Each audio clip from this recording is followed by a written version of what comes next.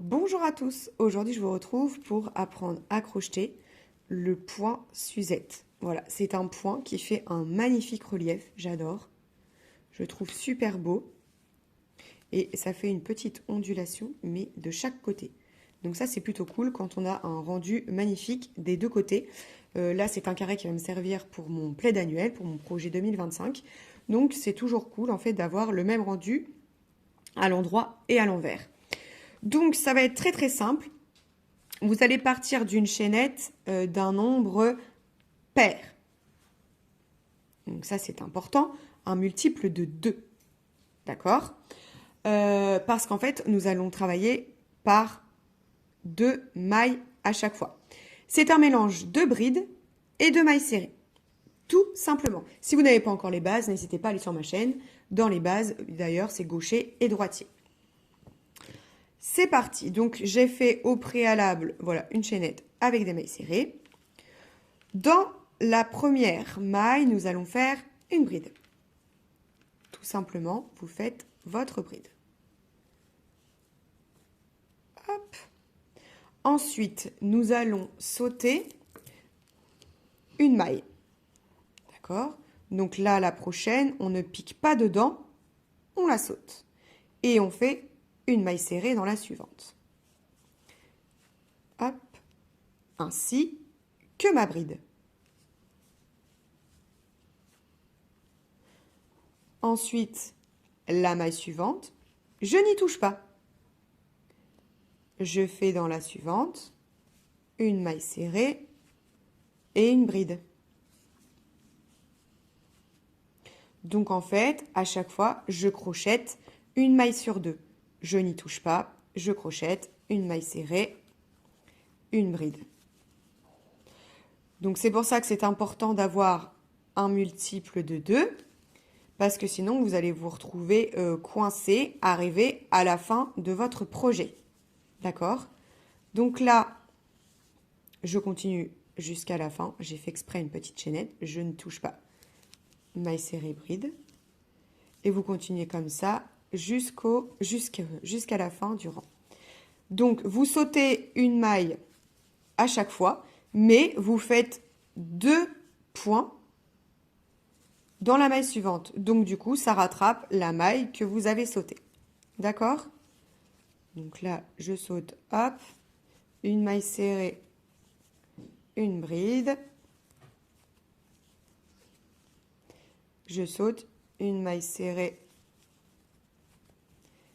une bride.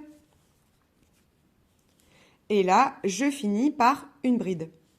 C'est important, donc c'est pour ça encore qu'on est en multiple de 2. Je commence par une bride et je finis par une bride. Pourquoi? Tout simplement pour que vous puissiez, à chaque fois que vous allez tourner votre travail, et ben en fait, vous puissiez toujours avoir une bride sur le côté. Voilà, ce qui explique. Là, voilà, là, c'est toujours bride ou maille en l'air en fait. Bride ou maille en l'air. Ok? Donc là, je fais 2 mailles en l'air. Alors moi, j'en fais que 2 pour les brides. J'aime pas 3. Je trouve que c'est très lâche à chaque fois. 2 mailles en l'air. Hop. Vous faites votre bride dans la première. Voilà. Ça, c'est bon. Je saute la première. Donc là, la première, ça va être une bride. D'accord? Parce que nous avons fini par la bride du bout, où je viens de commencer. Et après, j'ai fini. Mon avant-dernière masse, c'était une bride, pardon, parce que je fais maille serrée et bride, d'accord? Donc maille serrée, bride, bride, j'ai fait ma bride dedans, donc du coup quand je retourne, c'est une bride que j'ai là. Eh bien en fait, comme repère, vous n'allez jamais crocheter dans votre bride. Vous sautez la bride et vous crochetterez toujours dans la maille serrée, tout simplement. Et vous refaites pareil, maille serrée et bride. Je saute ma bride. C'est facilement repérable parce qu'en fait, la bride, c'est toujours un peu plus lâche. Et la maille serrée, elle est plus petite. Regardez, là, ça me fait un pont. Et là, c'est petit. Là, ça me fait un pont. Et là, c'est petit. Donc, c'est à ça qu'on peut se repérer. Vous voyez? Là, ça fait un pont. J'ai un relief. Et là, c'est petit. Donc, voilà. Donc là, je vais faire ça. Je saute, là, ma bride. Hop. Je vais faire ça tout le rang encore. Et en fait, vous faites ça, pardon, en aller-retour. Tout simplement. Sur tout le long.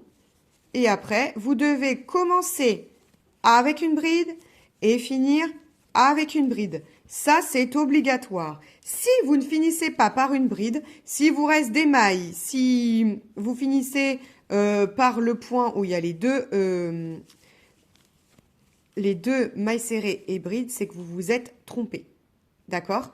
Donc, c'est important de savoir ça. Je vais jusqu'au bout pour vous montrer un petit peu le rendu, même si vous l'avez vu sur le gris. Hop, vous voyez, après, on a l'habitude. On repère vite, en fait, la maille serrée après. C'est fou. Au début, on galère un peu. On se dit, je dois sauter. Et après, en fait, vous la voyez. Là, non. Là, oui. C'est automatique. Et donc là, arrivé au bout, hop, je refais ma bride. Dans la dernière maille. Et voilà. Regardez-moi ce rendu. C'est très, très, très joli. Ça fait un petit point en relief. C'est très, très beau. Et vous voyez, selon ce qu'on utilise, ça fait pas tout à fait la même chose. Là, ça ressemblerait presque à un point bubble, un point nope ou un point noisette. Vous voyez? Donc voilà. Donc ça, c'était le point Suzette. Voilà. N'hésitez pas à liker, à commenter, à me dire si vous connaissiez ce point. Et je vous dis à très vite dans une prochaine vidéo. Ciao, ciao!